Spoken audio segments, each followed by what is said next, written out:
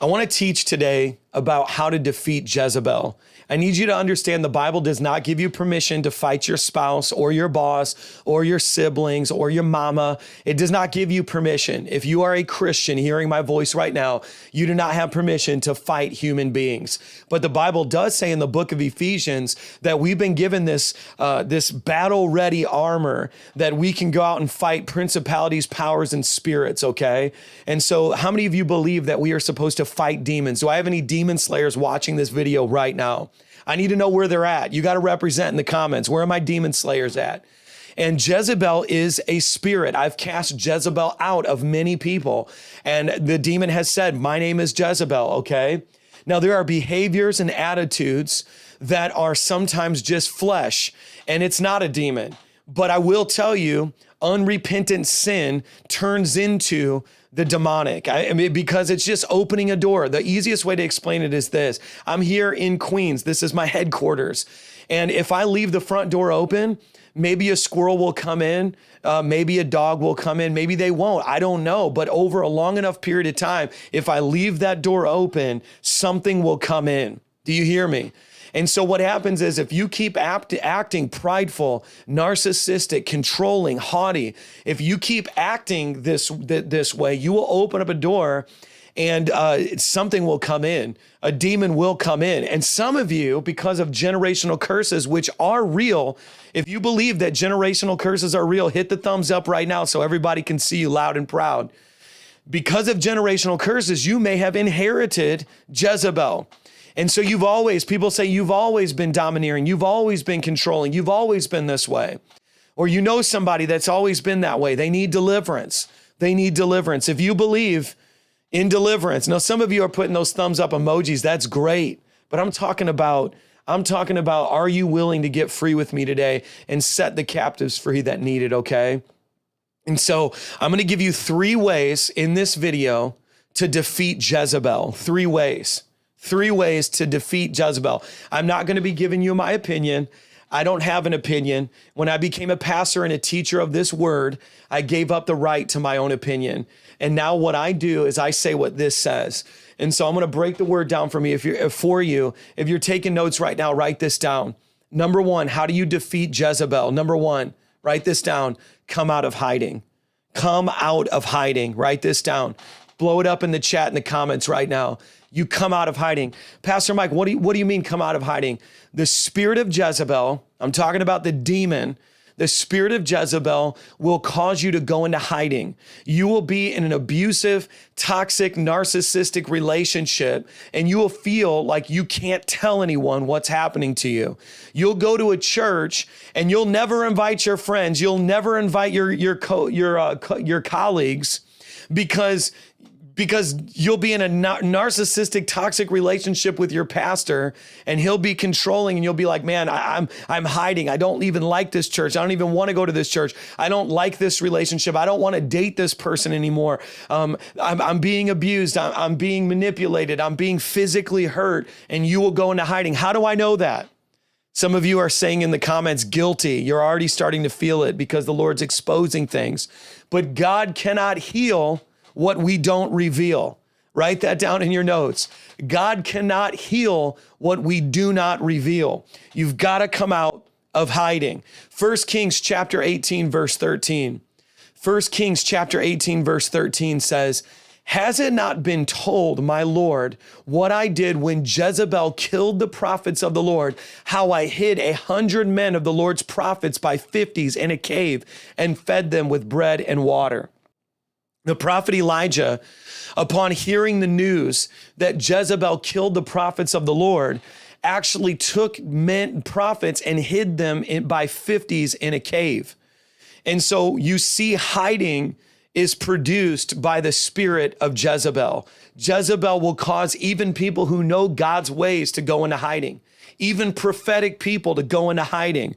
In other words, you'll go to a toxic, abusive church and you'll find the prophets hiding in homes, talking to each other, trying to figure out what's going on. And they're hiding in caves called homes, right? And they're not even gossiping. They're literally trying to have conversations about how they get out.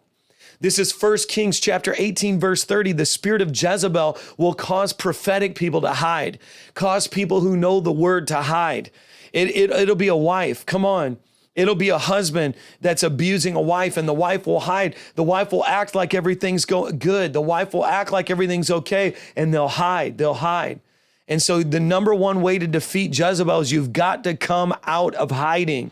You have to come out of hiding. Most people who suffer under Jezebel refuse to believe that the suffering is even real because they hide behind an illusion. They hide behind a fantasy. Oh, it's not that bad. I've listened to women with double black eyes, broken ribs, and a broken toe hide behind the illusion of it's not that bad. I've listened to women say, he calls me the B word.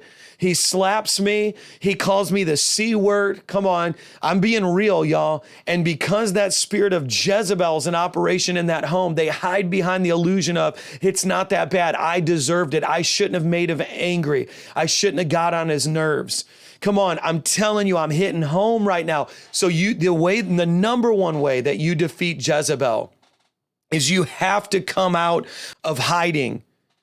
I need you right now, if this word is already working on you, to share it and get it out, because we're going to send this word into every news feed. We're going to send this word into every cell phone conversation until the enemy is exposed. One of the primary ways that you do deliverance is you expose the enemy from hiding. And so when I do deliverance, people tell me I don't have a demon. I don't need deliverance. And then I say, okay, start repenting of lust and perversion. Start repenting of pride. And then they start repenting. Then I say, okay, now repeat after me. I break and release myself from the curse of pride. And then when they say that, they're uncovering the enemy, they're exposing it, and demons start manifesting over and over and over and over again. And then after the deliverance is done, I say, I thought you didn't have a demon. Come on now. Okay, are you ready for number two? Number two, and this is so important. I'm talking about how do you defeat Jezebel. It has to be exposed. Let me back up. Before I go to number two, I'm feeling the Holy Spirit all over this message. Drop a comment if you feel the Holy Spirit all over this message right now. You have to expose it. You'll be in a church where you feel like you're gossiping, but really you're exposing. And see, here's the thing. Gossip is all about, when you talk about gossip is all about the nature of what you're doing. What's the nature of it? Listen, sometimes if people are doing wrong, it needs to be exposed to the right person. You need to take that information up. And so here's the thing. You'll be made to feel like you're gossiping. You'll be made to feel like you're doing something dirty. You'll be made to feel like you're doing something wrong. But in fact, what's really happening is you're exposing. And the enemy tries to silence you. The enemy tries to shut you up. Gossip and exposure are two different things. And you've got to understand that what'll happen when you're facing Jezebel, when you're facing narcissism and toxic behaviors, they will make you feel guilty for exposing, and they'll call exposure gossip. Come on now. I know this is setting somebody free. 1 Kings chapter 18, verse 13 shows that even the highest level prophet in an entire country, the nation of Israel, begin to hide other prophets because they were scared of Jezebel. Can I go to number two now? Number one is come out of hiding. Number two, reclaim your true identity. Reclaim your true identity. This is how you defeat Jezebel. I've been in deliverance sessions where this demon has told me to my face, you're nobody, you're nothing, you're a sinner, you don't have any authority over me. That's how Jezebel talks. When you face this spirit head on, when you face this demon head on, Jezebel says, you are not, listen, and by the way, I just want to go for it. This spirit is not relegated to a male or a female. I've cast Jezebel out of men and I've cast Jezebel out of women. But this spirit will say, you're nobody, you're nothing. What are you talking about? You don't have any authority. And so this is number two. You have to reclaim your identity. You have to reclaim your identity. Let me give you a verse for this. And this is all within 1 Kings, okay? So follow me. This is deep. How many of you want the meat of the word? Comment now if you want the meat of the word. If you're tired of self-help gurus and you actually need the meat, Okay. The guru's word won't even get you out of the parking lot, let alone get you out of bondage. Okay. We need the meat of the word. 1 Kings chapter 18, verse 17. Write this down in your notes. 1 Kings chapter 18, verse 17.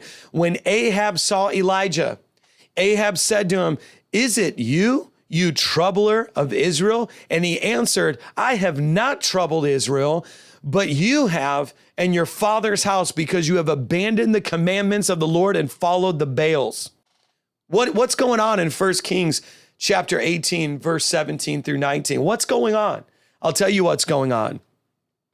There's a battle over identity. Ahab and Jezebel tried to call Elijah a troubler. He literally says, "Is it you, you troubler of Israel?" And he had to respond back. The prophet had to say, "Wait a second, I'm not the troubler. You're the troubler." So here's my question. Have you been in a toxic marriage so long that you forgot who you really are? Have they called you stupid when really you're not stupid? Come on, I need to know who's getting free right now. Have they called you stupid when you're not stupid? Have you gone to a church that told you you couldn't sing even though you can sing? Have they told you you couldn't preach even though you can preach? Have they told you that you couldn't prophesy even though you can prophesy? I mean, do you have a Jezebel spirit like 1 Kings chapter 18, verse 17 through 19 that's trying to tell you who you really are when it is not in alignment with who God told you who you really are? Come on now. So number 2 is reclaim your true identity. If this is powerful, I need you to talk to me in the comments right now. I need somebody to confirm that this is speaking. I'm talking about how to defeat Jezebel, because when you do deliverance and you try to cast Jezebel out of people, Jezebel will try to tell you, "You're nothing, you're no one." And I've had to tell that spirit, I know who I am. I am who he says I am. Greater he that is in me than he that is in the world. If God be for me, who could be against me? Certainly not this unclean spirit, Jezebel. Come on, reclaim your true identity. Some of you need to write down your true identity and put it on your mirror. So every morning when you go to the bathroom, you're reminded of who you are. Some of you actually need to put your true identity in your car so that when you go to look at your dash, you're looking at your gas tank. Is it full or is it empty? But I want to know, is your identity full? Have you poured back the vision of who God's called you to be? Some of you need to put it in front of you. It says, write the vision down, make it plain and run with it. Have you forgotten who he said he is because you've been under a Jezebel culture with a pastor, and you've got to reclaim your true identity? That's 1 Kings chapter 18, verse 17 through 19. Woo! Come on, y'all. I'm feeling the fire on this video. Come on, I'm telling you, God has got you here by divine appointment. Controlling, narcissistic people will make you forget that you were ever a painter, that you ever rollerbladed, that you ever played basketball, that you ever were in gymnastics. They'll make you forget you used to have a life before them. They'll make you forget that you used to love writing and you used to love playing music. They'll make you forget who you are. The thing about Jezebel is Jezebel tries to seduce you to get you to forget who you really are. Some of you need to leave this video in a little while when it's over and go to Amazon and buy yourself a paint set. Buy yourself rollerblades, some of you've got to get that gym membership and go back to the gym and say, I'm not who Jezebel said I am. I have to reclaim my true identity. Come on. Some of you need to get a diary, and you need to open up your diary and write down your dreams, write down your prophecies, write down your sermons, and remind yourself who you are. Look at this confirmation. This is number 1, come out of hiding. Man, some of you need to say it with me. I'm going to defeat Jezebel by coming out of hiding. I'm going to come out of hiding. Number 2, I'm going to reclaim my true identity. I'm going to reclaim my true identity. Come on, some of you, I'm going to go deeper on this one. I need everybody, listen, if you got this far in this video, that means you're getting great value out of it. It means that it's serving you well. And the best way you can repay me is by sharing this with more people, because I want to uncover the enemy as much as I can. So number 2, I want to stay here because I'm getting ready to give 3. That's the grand finale, okay? But I want to stay here right now. Reclaim your true identity. Some of you, listen to me, you changed your haircut. You started dressing different to try to fit in with Jezebel and Ahab. I've seen people get into Jezebel and Ahab style churches, and it changes the way they dress. This is deep now. It changes the way that they do their makeup. It changes the way, it's so controlling. It's so manipulative. It's so deceptive that Jezebel will even cause you to change your haircut, to change the way you dress, to try to fit in. And you need to go back. You need to buy a new wardrobe. Literally, I'm telling you, when I talk about reclaiming my identity, 1 Kings chapter 18, verse 17 through 19, I'm going deep because he had to be defiant. Ahab said, "Is it you, you troubler of Israel?" And the prophet had to say, no, I have not troubled Israel. I have not done that. I'm not guilty. I'm innocent. I'm on the side of the Lord. And so some of you need to come out of this video and you need to actually go to the next step, and you need to get a new wardrobe. You need to do your hair how you want to do your hair. I've seen people literally go through such a transformation experience. Some of you have forgotten who you are, and the Lord wants to take you back to that place of your true identity. Are you ready for number 3? Come on, give it a thumbs up if you want number 3. If you want the last and final point, I want you to hit the thumbs up right now. Just go ahead and hit that thumbs up. Give this video a like. Here's the next one. This is deep. Stick with your choice. Write that down in your notes. Stick with your choice. I'm going to say it one more time, then I'm going to read you a verse. Stick with your choice. Okay, now we're still in 1 Kings chapter 18. We're still in 1 Kings chapter 18. Now I want you to go to verse 20. I'm going to read it to you. So Ahab sent to all the people of Israel and gathered the prophets together at Mount Carmel. And Elijah came near to all the people and said, "How long will you go limping between two different opinions? If the Lord is God, follow him. But if Baal, then follow him." And the people did not answer him a word. Okay, 1 Kings chapter 18, verses 20 and 21. The prophet Elijah says, how long are you going to go between two choices? How long are you going to go between two choices? I want to empower you right now. Stick with your choice. One of the things that I hear all the time, people come to my church, they join my church. As they join my church, you know what they tell me?